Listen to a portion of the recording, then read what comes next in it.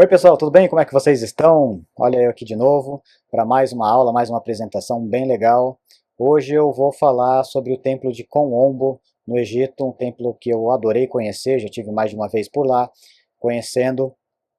Eu trouxe umas experiências bem legais aqui, um conhecimento sobre esse templo bastante bacana, e também a gente vai falar um pouquinho sobre a origem do Messias. Vamos correlacionar essas coisas aí. O que tem a ver o templo de Kom-Ombo com o Messias?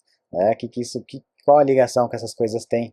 A gente vai ver hoje aqui que tem tudo a ver e que faz todo sentido, tá bom?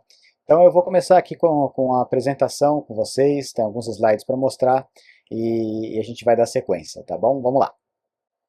Bom, pessoal, já estamos aqui com o slide. A primeira vez que eu criei pedi para a inteligência artificial fazer o slide de abertura aqui com as imagens, né? Ele colocou o templo de Horus, né, em vez de colocar o Kom-Ombo, então ficou super esquisito falar Kom-Ombo e apareceu o templo de Horus, mas eu já corrigi aqui, coloquei o templo certo, uma foto que eu mesmo tirei lá quando estive por lá, no Egito, e esse é o templo certo, que a inteligência artificial às vezes faz umas burradas, né? Então aqui a gente começa com a ordem cósmica e o duplo liberado. Os egípcios entendiam a realidade como a manifestação de um único Deus através da força criadora, os Néters. Essas dualidades refletiam-se na liderança e na sua civilização. Então é muito comum que a gente vê os deuses egípcios ali sendo representados como figuras mesmo ali, como deuses independentes, mas a ideia é que eles representavam forças divinas de um único criador. Tá?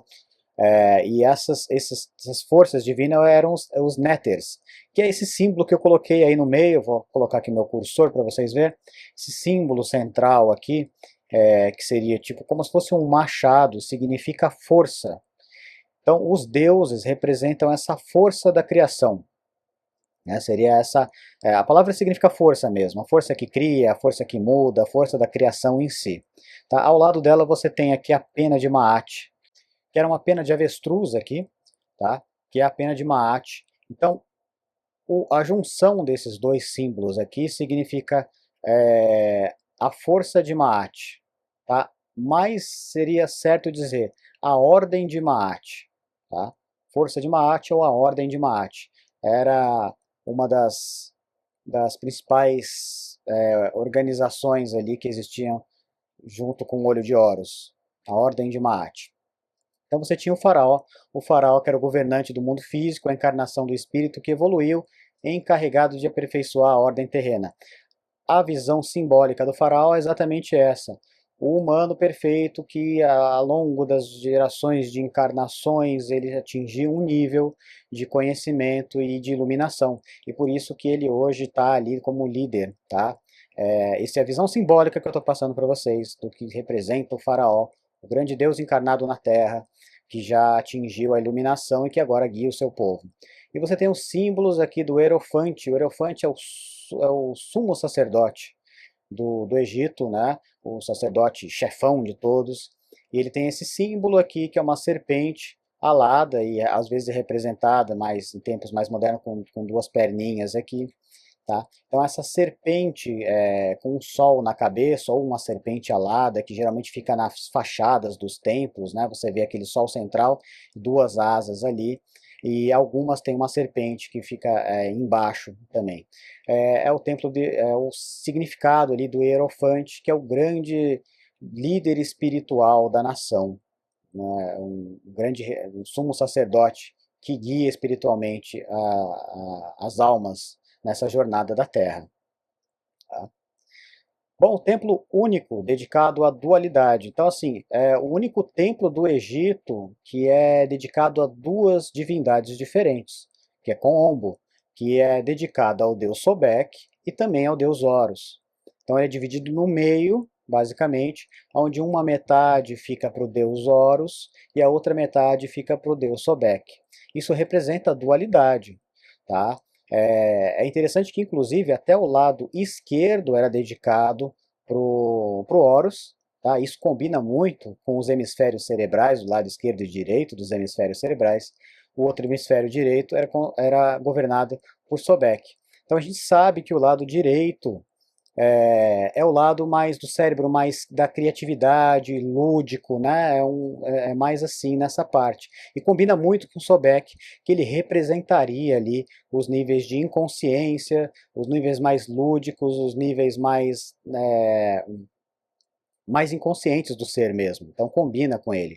E já o lado esquerdo seria o lado da lógica, da razão, né, desse raciocínio que a gente tem no nosso cérebro, mais lógico, e isso combina mais com Horus, né, que é da iluminação, né, um arquétipo dele é o próprio Sol, é o deus da iluminação, é o Apolo, aquele que lida com a luz da lucidez. Então tem tudo a ver com Horus. É bem interessante. Então aqui o pilar da matéria, como eu falei aqui do Sobek, né?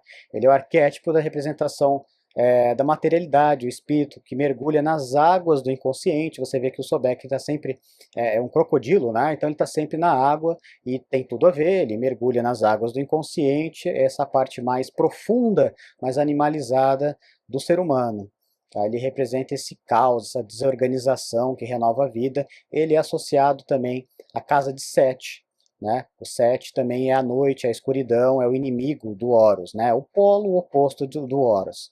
Então a conexão psicológica é a personificação do nosso cérebro reptiliano. A gente tem uma parte do nosso cérebro. O cérebro geralmente é dividido em três partes principais, onde você tem o cérebro reptiliano, que é um cérebro mais primitivo e está bem no núcleo ali, bem perto da parte dentro mesmo assim do cérebro. Aí você tem uma outra porcentagem do cérebro que os mamíferos já desenvolvem, os répteis não têm, que é o cérebro límbico, que os primatas vão desenvolver esse cérebro, e finalmente a gente tem a parte superior do cérebro, o neocórtex, que é o ser humano que tem esse neocórtex, né? É a palavra neocórtex, novo, né? Então a parte do cérebro mais nova que a gente tem. Então essa parte mais profunda, que é uma relação com as profundas da água, do inconsciente, é onde tem o cérebro reptiliano. Tá? Então essa é a conexão psicológica. Você tem a conexão arquetípica, a conexão psicológica, a representação de Sobek. Então aqui é o início da jornada, o caminho do iniciado começa aqui, aprendendo a dominar o medo e os instintos. Tá? A gente vai ver que o templo de Kolombo era um templo onde os iniciados aprendiam a lidar com seus instintos e com seus medos. Cada templo tinha um aprendizado diferente para o iniciado. Para quem não sabe, para você se transformar em iniciado no Egito, você passava por 22 anos, mais ou menos, de ensinamento, né? Então, assim, era uma vida mesmo, era 22 anos, é bastante coisa. E eles passavam por vários templos onde os iniciados aprendiam diferentes ensinamentos. A gente vai ver agora para que serviam os ensinamentos aqui que se aprendiam em Kolombo, que é a que eu acabei de falar, né? Eles aprendem aqui a lidar com seus instintos e com seus medos. Era o princípio, era o início do processo da caminhada, já era em Kolombo. O pilar do espírito, Horus, a consciência ascendida. Então, o outro lado do templo era dedicado ao deus Horus, que era o polo oposto, já é o ser ali que está iluminado. O arquétipo do falcão representa o fim do caminho, a consciência permanente, o espírito que transcendeu a matéria após aprender lições ao longo de muitas reencarnações. Então, ao longo de todas as eras que vão se passando, né? A gente está hoje na era de peixes, vai entrar a era de aquário, e você vai tendo reencarnações ali nessas eras. Eu, particularmente, tenho uma visão sobre reencarnação um pouco diferente, tá? Não essa do espiritismo, de você morre e reencarna de novo. Tem uma visão um pouco diferente sobre isso, que na verdade todas essas realidades estão coexistindo e acontecendo ao mesmo tempo, porque o tempo é uma percepção, então logo o passado e o futuro estão acontecendo sempre no tempo presente. Mas eu não vou entrar nesse assunto agora, esse é um tema é um tema muito legal, a gente vai abordar isso depois, mas se eu começar a desenvolver esse tema agora, a gente foge do nosso objetivo aqui, tá?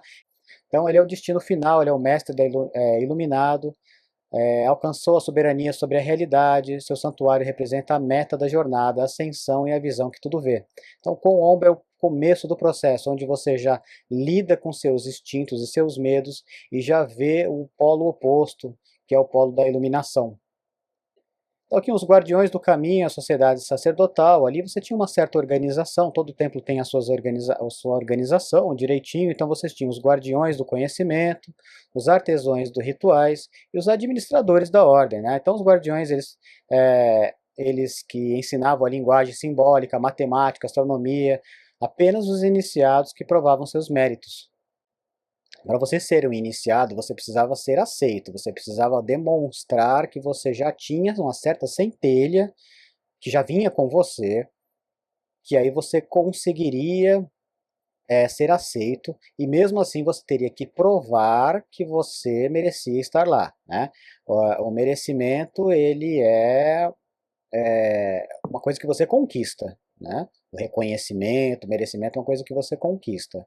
Então era preciso, necessário que você provasse que você queria, que você estava apto a aprender toda essa sabedoria. Que nem aquela máxima que a gente vê no filme do Homem-Aranha, né? Grandes poderes trazem grandes responsabilidades, né?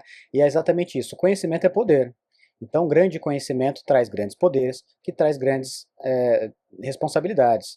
Se você já for uma pessoa que tem as suas tendências de Sobek já muito afloradas, você não consegue dominá-las e elas é que te domina, você realmente vai usar esse conhecimento para algo negativos. Você vai ter um poder ali que você vai usar para algo negativo.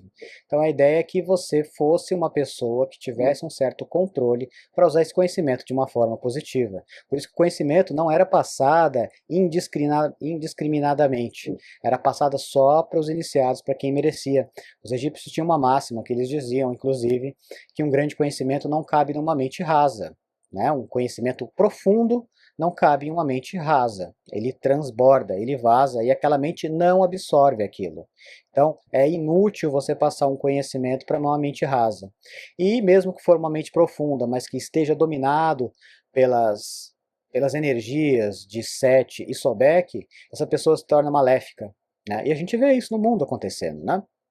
Então, a ideia era essa. Você tinha também os artesãos, que já são os arquitetos que projetavam os templos, eles tinham uma função importantíssima nessa arquitetura, né? Toda essa parte de arquitetar e tudo mais, o pedreiro, depois isso aí foi retirado e transformado nas ideias da maçonaria, né? Maçom significa pedreiro, então a parte de construção era visto como um sacerdote mesmo, um conhecimento muito profundo que você precisaria ter sobre arquitetura, porque era uma arquitetura simbólica e espiritual que eles faziam.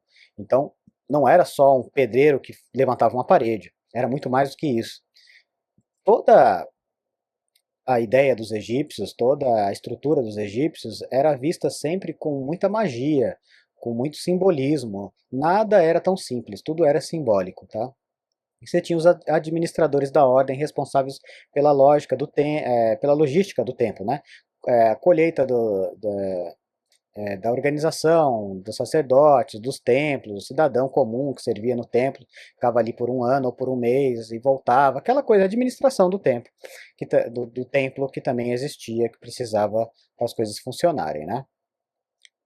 Então aqui, a inteligência artificial de novo colocou uma imagem que não tem nada a ver com Ombo. Eu deixei, tá bonita a imagem, mas aqui é um outro templo, é o templo de Dendera, que é um templo muito bacana, a gente precisa falar de Dendera. É no templo de Dendera, que dentro de uma passagem subterrânea, difícil de entrar inclusive, que tem a famosa lâmpada de Dendera. E lá tem um assunto bastante interessante, tem umas visões sobre a lâmpada de Dendera que não é muito comentada na internet, um duplo etérico do ser que dá para ver ali nos desenhos, e tem um texto muito interessante falando sobre isso, sobre essa energia elétrica que era desenvolvida ali, e é bem interessante. Depois a gente pode trazer esses assuntos aqui, eu mostro as fotos, os vídeos que eu fiz lá, com os alunos, inclusive, da Maria Pereda. A gente foi junto lá e viu muitas coisas interessantes, ela deu uma aula ali sobre aquele espaço, e só que aqui a gente está falando de Coombo, ele colocou aqui a parte interna principal, aqui as colunas lindas que tem no templo de Dendera, tá? Então, mas vamos se atentar ao texto aqui. A casa da vida forjada uma fonte inquebrantável. No salão central comum a Sobek e Horus, né, no centro, porque o templo é dividido em dois, né? Um para Horus, um para Sobek. Então, no salão central ali, os iniciados recebiam seus primeiros ensinamentos. A lição fundamental era que, para avançar no caminho espiritual, é necessário construir uma vontade inquebrantável. Uma rigidez, uma disciplina era exigida para dominar as paixões e controles dos instintos. Não é fácil controlar os instintos. Se você não tiver uma vontade e uma puta disciplina, os instintos, uma hora ou outra, vão te controlar. E aí você vai sucumbir, vai cair no buraco, né? Então a ideia é que você treinasse isso, essa rigidez, essa disciplina, a níveis militar mesmo, para você conseguir controlar os seus instintos e não seus instintos te controlar, que é o que acontece hoje com 99% da humanidade, tá? Porque a gente ninguém ensina isso pra gente, né? Um compromisso de silêncio absoluto sobre as verdades reveladas, princípios herméticos, né? Hermético significa fechado, tá? Era estabelecido garantindo que o conhecimento fosse protegido. Eu já falei sobre isso, protegia-se o conhecimento, porque o conhecimento não se pode ser passado para qualquer um a qualquer momento, porque é um grande poder. Você não sai dando a chave da bomba atômica para as pessoas na rua, você não sai dando poder, a arma para as pessoas na rua sem conhecer. Ou tem que ter um certo conhecimento para poder lidar com aquilo. Tá? A anatomia do medo. Bom, anatomia do medo aqui. Antes da prova final, os iniciados aprendiam a natureza do medo. Compreendiam que o medo não é real, tá? Mas sim um resultado de uma mente que abandonou o tempo presente, se projetou para um futuro imaginário, onde algo ou alguém acontece alguma coisa negativa, algo prejudica a pessoa ou alguém, né? O medo e o medo ele produz uma reação neurohormonal, né, uma automática, aumentando o ritmo cardíaco, aumentando a adrenalina da pessoa, tudo isso acontece. Então o medo que você gera na sua cabeça através de uma imaginação da sua mente se projetando num futuro ruim, gera no tempo presente sinais no seu corpo físico. Você tem reações físicas, tá? Então o treinamento consistia em entender isso e saber lidar com isso.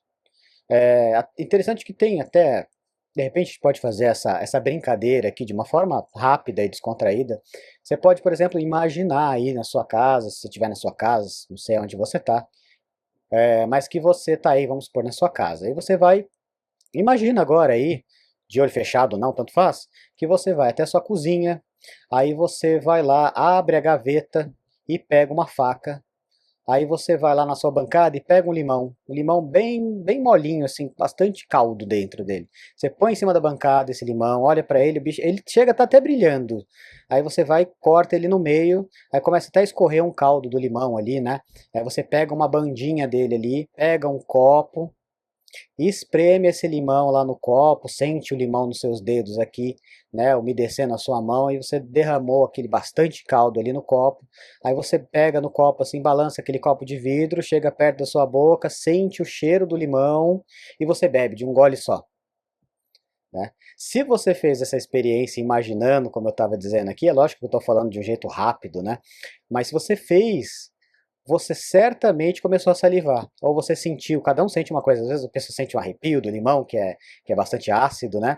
Ou então você sente uma salivação aumentar. Por que que isso acontece? E a partir do momento que você começa a imaginar uma cena, e quanto melhor e mais detalhes você imaginar uma cena, o seu corpo acredita que aquilo é real. Ele não sabe que é uma imaginação, que aquilo não existe de verdade, está existindo só dentro da sua cabeça. Para o seu corpo, o que existe dentro da sua cabeça é real, como qualquer coisa material que esteja aí na sua frente. E aí ele vai ter uma reação verdadeira. Né? No caso do limão, você vai salivar, vai sentir alguma coisa. Mas imagina uma pessoa com medo, onde ela projeta na imaginação dela uma situação que nem aconteceu. Quantas vezes já aconteceu isso com você? Acontece com todo mundo. A gente imagina uma situação e aquela situação nem está acontecendo, a gente está criando. Às vezes depois, quando a situação realmente acontece, nem é daquele jeito que a gente imaginou. né? Mas a gente já tem uma reação física, porque seu corpo não sabe que você está projetando, que você está indo para um futuro, para um tempo que nem existe. Ele imagina que aquilo está acontecendo agora e você tem reações psicossomáticas. Então você aprendia isso dentro de Kononbo, a controlar os instintos, a controlar o Sobek dentro de você, que estava toda hora te controlando. A partir do momento que você projeta sua mente para o futuro, num tempo que não existe, e cria uma realidade ruim para você, é o controle dessa energia que começa a dominar você. Então você teria que aprender a lidar com isso, aprender a falar, opa, isso não é real, eu estou levando a minha mente para um estado que não existe, trazer a sua mente de volta para o presente. E então, no presente, você tem poder de fazer as coisas. Você não tem poder no futuro e nem no passado. Parece tão óbvio falar isso, né? Mas às vezes o óbvio tem que ser dito. Você não tem poder no futuro nem no passado, você tem poder no presente. Então você traz sua mente para o presente, que é o único local onde você tem poder. Tá? Então essa era a ideia que se fazia no templo. Então como é que era o rito? Bom, muito diferente dessa história do limãozinho que eu contei para vocês, era um rito muito mais difícil que eles faziam. Basicamente, no templo no templo de Kononbo, ele ficava do lado, ele ainda está do lado do rio Nilo, né? E ele tinha uma passagem estreita, secreta, por entre os muros que não era possível ver, mas aonde eles enchiam de água ali. Então você tinha um buraco, eles enchiam de água um poço, esse poço ele ia atravessar e sair do outro lado, onde tinha uma piscina, tá? E ao iniciado, sem saber de nada disso, ele teria que mergulhar nesse poço e sair do outro lado, né? Depois que ele passava de todo o treinamento que ele tinha sobre o medo, sobre treinamento tanto prático quanto os ensinamentos teóricos, ele ia para esse ritual de iniciação, tá? Que era para testar se realmente ele estava apto e se realmente ele conseguiria controlar os medos dele. Então ele puxava o ar, que o ar é o sopro da vida, né? Puxava, o que representava puxar o espírito, e aí ele mergulhava nesse poço escuro e saía do outro lado, aonde ele ia dar de cara, quando ele olhasse para cima, ele ia ver o sol refletindo na água da piscina, olhando por baixo, e a silhueta de um imenso crocodilo, tinha um ou mais crocodilos ali. Então, ele tinha algumas opções. Ele poderia voltar para o poço onde ele estava e subir de novo para onde ele começou, e aí ele não seria aprovado, porque ele teria agido pelo impulso e pelo medo, ou ele poderia tomar uma atitude impulsiva e falar, vou subir aqui do lado do crocodilo e subir para a piscina e sair ali. Dizem que o crocodilo era mantido bem alimentado, para ele não comer ninguém, nenhum iniciado. Era o crocodilo, inclusive, do templo, que já estava acostumado ali. Então ele não atacava ninguém. Era mais simbólico. Mas a ideia é que você não subisse ali, porque senão você também perderia. Você estaria agindo de uma forma impulsiva, saindo por ali. Você não teria pensado, você não teria passado. Agora, o iniciado que realmente já estivesse preparado, ele teria tempo de pensar e fazer uma contemplação no tempo presente debaixo da água. Aí ele ia observar que existia uma saída embaixo, mais um túnel ali, onde ele iria entrar, passar por um túnel e subir por um poço onde ele sairia e assim ser aprovado. Então, para o iniciado ter essa percepção de manter uma calma, segurando o ar durante alguns minutos, não sei, olhando ali, vendo o crocodilo, sentindo aquele medo e conseguindo controlar, manter a mente no presente, observar tudo em volta, até ver uma saída alternativa e entrar naquela saída sem saber onde ia dar, confiando, tendo fé e sem medo, ele se salvaria. Então imagina o quanto era difícil essa prova que eles passavam, né? Era muito difícil, não era uma coisa simples, mas era necessário que fosse assim, para que você aprendesse a lidar com seus maiores medos, né? Passando aqui, o equilíbrio do faraó, liderando entre as duas forças. A iconografia no templo frequentemente mostra o faraó posicionado entre Sobek e o Horus. Eu vi essas iconografias lá. Realmente tem bastante, principalmente do faraó Ptolomeu, tá? Porque esse templo, Sobek, é muito antigo, é um templo arcaico. Tanto é que no templo já, no tempo do faraó Ptolomeu, já era ruína esse templo. Ele já estava destruído, não era utilizado mais. E aí Ptolomeu mandou reconstruir o templo. Então, em homenagem ao Ptolomeu, você vê o faraó, que é o próprio Ptolomeu, que está ali, entre Horus e Sobek. Então, esse desenho significa que o verdadeiro governante, né, mestre de si, não elimina uma força em favor da outra. Ele aprende a equilibrar o poder material e instintivo de Sobek com a sabedoria e a consciência espiritual de Horus, mantendo a ordem de Maat no centro. Isso é muito importante, gente. Muita gente entende o seguinte, que é uma briga entre luz e as trevas, entre Jesus e o demônio, entre Horus e Sobek, onde Horus teria que vencer e destruir Sobek, ou seja, o bem deve destruir o mal, e aí então você vai ficar no céu iluminado porque você destruiu o mal. Gente, não funciona assim, não é assim que a dinâmica da vida na matéria funciona. Ela funciona entre as duas polaridades. A vida existe em polaridades. Então você tem a polaridade que é representado arquetipicamente por Horus e a outra polaridade representada por Sobek. Mas você não tem que destruir uma para ter a outra, porque isso não acontece na vida material, encarnado aqui. Você precisa integrar as coisas, usar as polaridades ao seu favor e não destruir uma para ter a outra. Isso é muito importante de entender. Muitas pessoas acham que tem que ser destruída uma parte tem que ser eliminada. E não é isso. Tem que saber integrar. E é isso que os egípcios já ensinavam para a gente, a integração dessas duas forças. Tá? Então a porta para a harmonia está no presente. Colombo ensina que a realidade é um produto dos nossos pensamentos. Se você pensa, é real para você, tá? Porque o seu corpo não sabe se aquilo está acontecendo de fato. Se você está pensando, você vai sentir.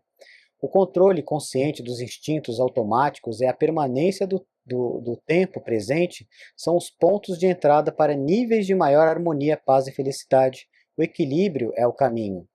Então, aqui, finalmente, a inteligência artificial acertou na imagem, colocou o templo certo e ainda por cima fez ali um espelhamento magnífico que tem tudo a ver com o nosso trabalho aqui, a nossa aula aqui, né, desse espelhamento das polaridades opostas complementares se espelhando, né. Pelo menos ele deu uma bola dentro aqui, fez uma imagem ótima, maravilhosa, e que realmente essa imagem deve ter sido uma imagem baseada em uma imagem real, porque o templo de Colombo realmente fica bem perto do Nilo, né. Então aqui ele acertou simbolicamente usando essa imagem aqui, depois daquelas duas bolas fora que ele deu colocando templos que não tinha nada a ver, né.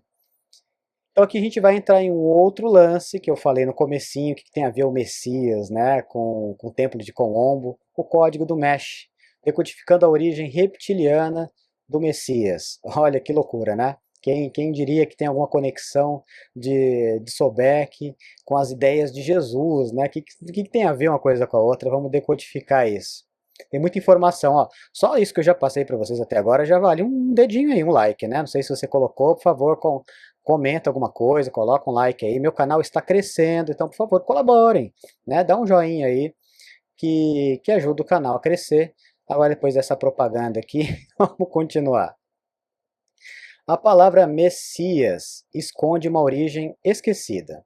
Então, Messias do hebraico Mashin, não sei pronunciar, eu não falo hebraico, gente, então me desculpem, mas significa um ungido. Fomos ensinados que este é um título puramente espiritual, né? Então a palavra hebraica aí, que significa ungido, ela é uma palavra que vem derivado do egípcio, né? Mesh do egípcio, tá? Simplesmente porque os hebreus viveram no Egito por muitos séculos e eles beberam dessa fonte dos egípcios e basicamente toda a mitologia deles é baseada, é uma releitura, é uma adaptação da, da, da mitologia egípcia, né? Bom, voltando ao texto aqui, mas essa é a origem da palavra e do próprio ritual não for espiritual, mas zoológica, né? E se talvez a palavra Messias, Mesh, ungido, não seja só algo espiritual, intangível, mas tem uma coisa material mesmo que acontecia. E se a unção original não fosse com azeite, como a gente vê aquela referência de Jesus, onde é lavado o pé de Jesus e depois é passado azeite no pé de Jesus, até por, inclusive por Maria Madalena, né? Que faz esse processo aí, né? E inclusive tem aquela lenda que está até nos apócrifos, falando que Maria Madalena não foi prostituta, coisa nenhuma, teria sido esposa de Jesus, né? Acho que você já deve ter ouvido essa história alternativa, esposa de Jesus, que na verdade ela era uma sacerdotisa.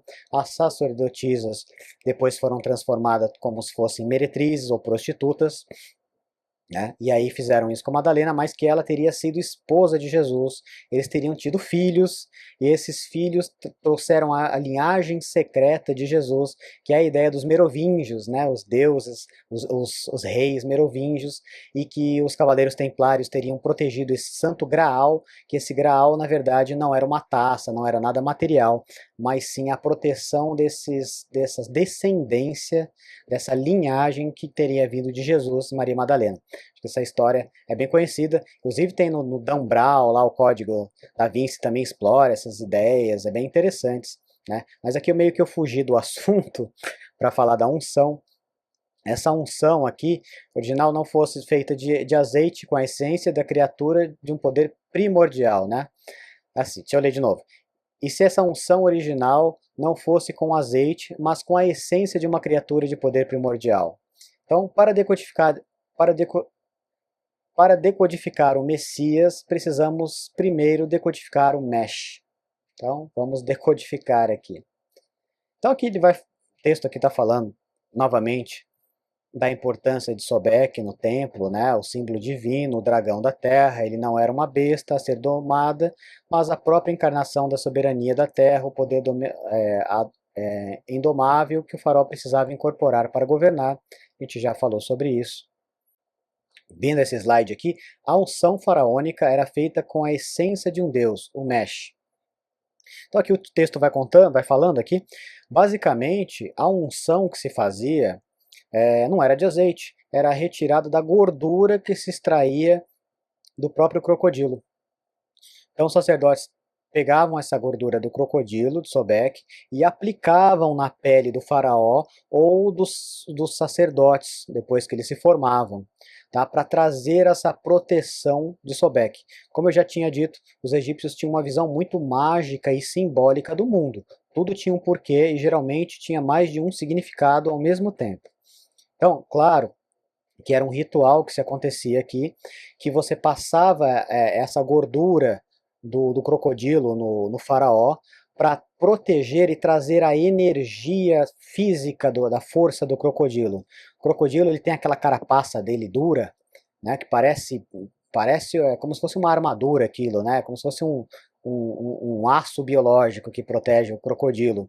Então essa ideia de proteção, de rigidez, de firmeza, era passado para proteger o faraó, mais do que uma proteção espiritual, era uma proteção física mesmo, que essa proteção física é que daria força ao faraó, não só de governar, mas de defender o seu reino, de participar de batalhas e vencer. Ele trazia essa força do crocodilo para eles, tá?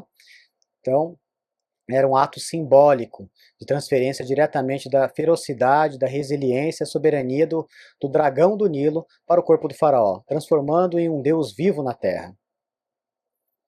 Okay? Então aqui a gente tem aqui a origem da palavra, né? Egípcio, mesh, gordura do crocodilo, que era um ritual de poder que se fazia na unção na pele do faraó. E dos altos sacerdotes, e você tinha no hebraico, que essa palavra vem derivado, que significa ungido, ungido, né? E do grego, essa palavra é Christos, tá? Que é também o mesmo significado, ungido. Já no português, a gente tem tanto a palavra Messias quanto Cristo, que aí virou tudo que a gente conhece do cristianismo, a gente já sabe desse assunto. Então, a conexão não é coincidência, é etimologia. O termo hebraico para ungir é uma derivação direta do egípcio. O ritual para se tornar um deus através da essência de um réptil sagrado foi a planta baixa para o conceito posterior de Messias. Tá? Então é daqui que sai a ideia de Messias. Surge lá no Egito, com essa unção que era feita no faraó, transformando ele em um Deus vivo para proteger fisicamente o faraó. Tá? O objetivo do ritual não era receber uma bênção, mas encarnar o dragão. O ritual de poder. Os seres ungidos, ao ser ungido, perdão, com o Messi, o rei, o Messi não, né? Esse é o jogador lá do, o jogador Messi. Vamos lá, de novo aqui. Ao serem ungidos com o Messi, os reis não recebiam apenas o título, eles passavam por uma transformação, eles se tornavam simbolicamente e energeticamente dragões, né? Os crocodilos, dragão do Nilo, a personificação do poder absoluto do deus crocodilo, o rei dos reis. Em tempos de crise ou de guerra, quando um líder supremo era escolhido entre os vários reis dragões, ele recebia um título ainda maior, o grande dragão, o rei dos reis.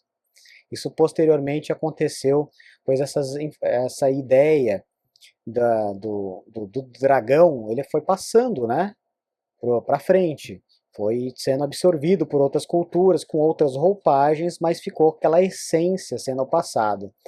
Então você tem aqui o conceito do grande dragão como líder supremo, não morreu no Nilo. Milênios depois, na Bretanha, o mesmo título ressurgiu ali, né? O líder supremo, escolhido para unir e combater todos os reis celtas, eram chamados de Pentagron, que era que significa o grande dragão, a cabeça do dragão, né? O chefe dos dragões ali. Pentagron foi o pai do rei Arthur, carregando a herança do mesmo arquétipo de poder reptiliano que nasceu no Antigo Egito. Tá? Então, o código decifrado, você tem o Messias, que é igual a ungido, com o poder do dragão. Então, aqui é a história do Messias, é o exemplo perfeito de como a Matrix opera. Então, a gente tem o conceito original, a soberania da Terra, o ritual de um rei se tornando um dragão, uma ciência biológica e espiritual para alcançar o poder físico e a autoridade do aqui e agora. Então, você ungia o rei para trazer essa força física para o rei.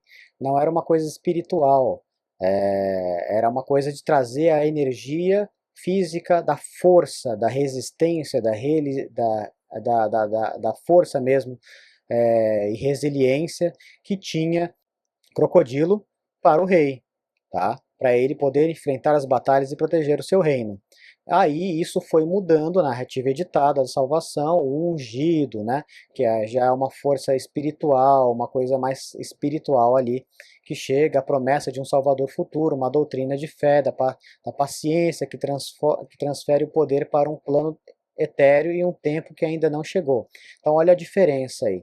Você vê que com o Ombo trazia para o presente, a ideia do presente, que a sua mente no futuro ou no passado te enfraquece como pessoa e como espírito.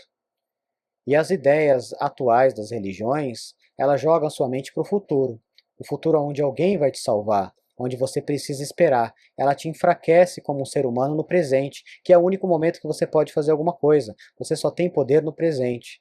E quando eu falo que no futuro terá salvação, que no futuro alguma coisa vai acontecer, eu te enfraqueço. E ao te enfraquecer, eu te domino. Então, os egípcios traziam a ideia de que você tem que se manter no presente e trazer essa força para você no presente. E tem que ser uma força que também tem a ver tanto espiritual como física. E depois isso foi distorcido de uma forma que nos domina, dizendo que a força está no depois, que alguém vai te salvar, que você é um pecador, que você é fraco, você tem que esperar. E isso é uma armadilha espiritual. Tá? O ritual de empoderamento foi invertido para se tornar uma doutrina de submissão. O ritual original, eu me torno um Deus no aqui e agora.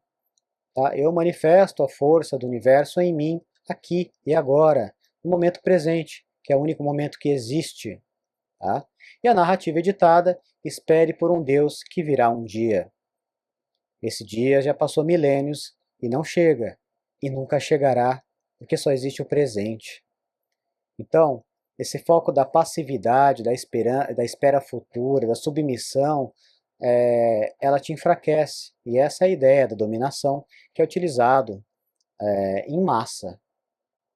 Aqui a gente vai ver um outro ponto de vista também arquetípico do crocodilo, né? Os sacerdotes egípcios sabiam que a mesma energia que pode destruir, se dominada e canalizada, é a que pode construir o império. Tá? O ritual de unção com Mesh não era um ato de adoração à fera, era um ato de domínio sobre ela, é de pegar aquela energia para si, para utilizar aquela energia de forma positiva. Uma declaração de que o poder primordial não seria negado, mas sim governado e integrado. Tá?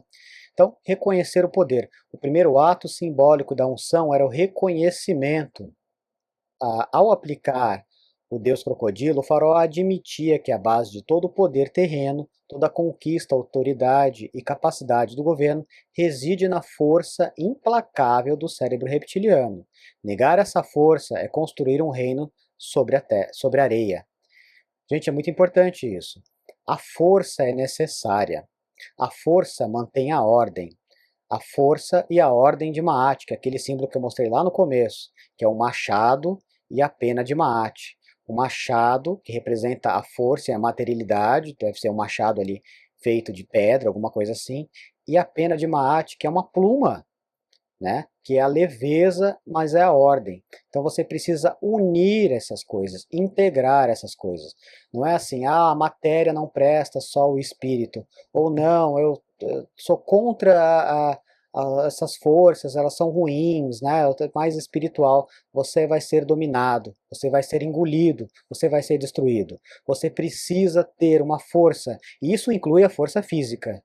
Tá? Isso inclui a força física. No mundo físico, você também precisa ter força física. Tá? Você precisa sempre ter essas duas polaridades integradas. Interessante que os próprios posteriormente, né, na Grécia antiga, os filósofos antigos, eles levaram esse conhecimento com eles de certa forma. Né? Os antigos eles falavam que você precisava ter uma mente sã, no corpo são. Então, para que você fosse uma pessoa que tivesse uma mente de uma alta capacidade, você também precisaria treinar o seu corpo. Os atenienses acreditavam muito nisso. Platão, inclusive, para quem não sabe, o nome Platão significa costas largas. Não era o nome dele de batismo, né? Não que ele tenha sido batizado porque ele não era cristão, mas vocês entenderam. O nome dele não era esse, eu não lembro o nome dele agora, posso pôr aqui na tela daqui a pouco o nome dele de verdade, mas Platão era o apelido, que significava costas largas, porque ele tinha um porte atlético, um porte físico atlético. Então Platão não era só um gênio, mas ele também tinha um porte físico atlético, porque todos os atenienses e a maioria dos gregos em geral, eles acreditavam nisso, que você precisava ter um corpo tão poderoso quanto a sua mente. Porque um depende do outro, o corpo e a mente são uma coisa só. Quando você imagina algo, o seu corpo sente na mesma hora, é uma coisa só. Então, um corpo fraco vai ter dificuldade de manter uma mente forte, e vice-versa. Tá? Fazia todo sentido isso para os antigos. Então, passo 2, coroar o poder com a consciência. O segundo ato era a transmutação. O ritual colocava essa força bruta sob o comando da consciência superior. O faraó, a personificação da razão e da ordem cósmica, simbolizando pelo deus Sol, Ra. O instinto não é eliminado, mas sim elevado, direcionado por um propósito maior. Então aqui a gente tem um símbolo do disco solar, que representa o ser iluminado, representa o alto, né? Você tem a serpente, que é essa sabedoria que existe entre o iluminado e o material, os instintos. Então, quando os instintos são domados e controlados, por isso que está na cabeça, que é um controle superior sobre ele, você tem o homem perfeito, que aí você consegue usar os seus instintos a seu favor, tá? E não inversamente como é hoje, os instintos que te controlam. O resultado, a conquista da psique. O faraó ungido não se tornava um réptil, ele se tornava o mestre do seu próprio réptil interior. Não é que é reptiliano lá, que o David Icke falava bastante, né? Mas é usar essa energia que é retirada do réptil, do cérebro reptiliano, a energia instintiva e forte, feroz, que protege, que era utilizada e controlada pelo faraó. Ele era a prova viva de que a verdadeira liderança não vem da negação dos nossos instintos mais sombrios, né? Mas de sua maestria consciente. Ele personificava o equilíbrio entre o poder primordial e a razão iluminada. Tá? Ficou bem entendido. Aqui, esse aqui já é o último slide, até porque eu acho que já ficou bem claro o que eu quis passar aqui, né? Essa era a ideia dos iniciados que aconteciam no templo de Coombo. Bom, então voltando aqui, isso era o que se realmente aprendia em Coombo, tá? Ao controlar os seus instintos e controlar os seus medos e manter a sua mente no tempo presente. E ao mesmo tempo usar a energia do Deus Sobek, essa energia da física do Deus Sobek, para você se transformar em uma pessoa mais forte mentalmente e fisicamente, capaz de proteger o seu reino, no caso, o seu reino interno, para que você não seja fraco e dominado pelos outros. Você precisa integrar as polaridades e não colocar uma polaridade contra a outra, que ninguém vai vencer. Quem vai perder é só você. Então eu espero que vocês tenham entendido, tenham gostado dessa apresentação. Põe aí o like, como eu já pedi. Faz o seu comentário, o que você acha que eu viajei na maionese, ou gostou da apresentação, deixa aí o seu comentário, a gente está aqui para trocar uma ideia, e é isso. Bom, quem quiser adquirir os meus livros, deixar aqui o link na descrição para vocês, para adquirir os livros que eu tenho sobre simbologia, explicando, tenho tanto o livro físico quanto o livro digital, tá? Eu também tenho um grupo fechado, tá? Pela própria página da Hotmart, a gente tem um grupo fechado lá, onde eu estou postando vídeos, aprofundando mais temas ainda, temas às vezes que eu nem posso trazer muito no YouTube, o YouTube não gosta de muita coisa, então eu trago por lá para o grupo interno, chama a Ordem dos Arquitetos, tá? Tem um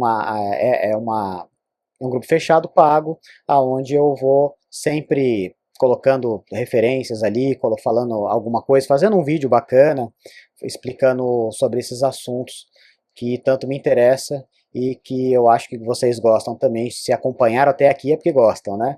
Então é isso, gente. Obrigado, a gente volta em outro vídeo, agora só no ano que vem. Desejo a todos, eu não sei quando você está assistindo isso, pode ser que você já esteja assistindo em 2026, que é muito provável, mas se não, desejo a todos um ótimo ano novo aí, uma passagem de ano muito boa, e a gente se vê em breve, nos próximos vídeos. Até mais!